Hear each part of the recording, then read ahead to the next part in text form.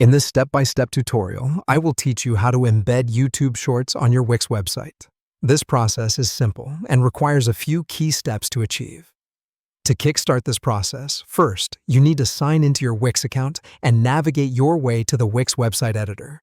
This is your playground, where you can modify and customize your web pages as you deem fit.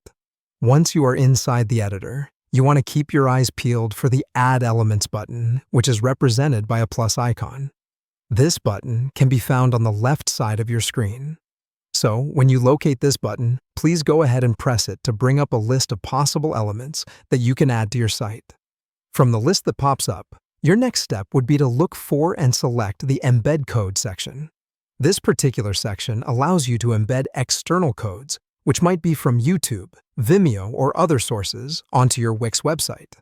So when you find this section, you would want to move to the next step. For the next step, you would have to scan through the options that are presented to you and choose the Embed HTML function.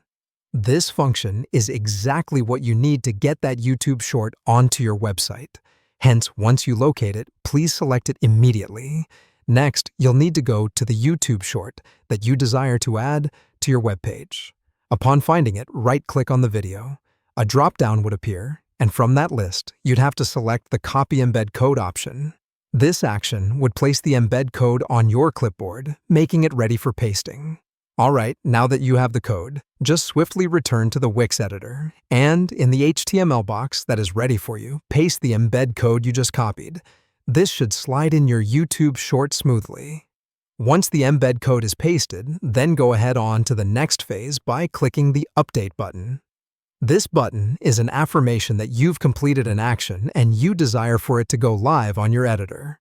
So by clicking Update, the video will then appear in the editor.